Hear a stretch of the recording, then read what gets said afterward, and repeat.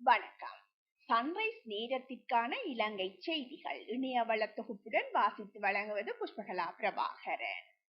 முக்கிய அறிவிப்பு: இலங்கைக்கும் இஸ்ரேலுக்கும் இடையிலான விமான சேவைகள் தற்காலிகமாக இடைநிறுத்தப்பட்டுள்ளதாக இஸ்ரேலுக்கான இலங்கை தூதுவர் நிமல் பண்டாரா தெரிவித்துள்ளார். தற்போது நிலவும் போர் சூழ்நிலை காரணமாக இஸ்ரேல் விமான நிறுவனங்கள் இந்த நடவடிக்கைகளை எடுத்துள்ளதாக தெரிய வந்துள்ளது. 10 பேர் உயிரிழப்பு.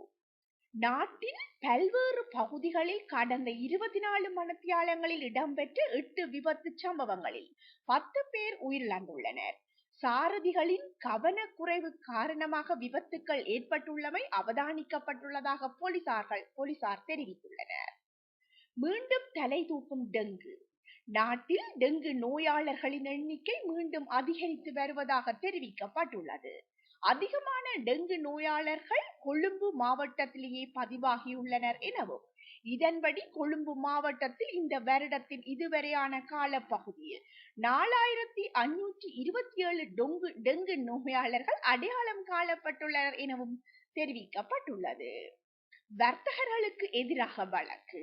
நாடளாவிய ரீதியில் பண்டிகை காலத்தில் நுகர்வோர் சட்டத்தை மீறிய 726 வர்த்தகர்களுக்கு எதிராக வழக்கு தொடர உள்ளதாக நுகர்வோர் விவகார அதிகார சபை தெரிவித்துள்ளது.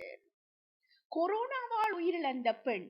ஜாழ் மாவட்டத்தில் நீண்ட நாட்களின் பின்னர் கொரோனா தொற்று காரணமாக பெண் ஒருவர் உயிரிழந்துள்ளார்.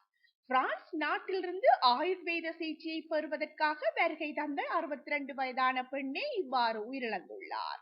உயிரிழந்த பின் மேற்கொள்ளப்பட்ட பரிசோதனையில் அவருக்கு கொரோனா தொற்று இருப்பது உறுதி செய்யப்பட்டுள்ளமை தெரிய வந்துள்ளது. மத்திய ஆண்டு மாநாடு ஆரம்பம்.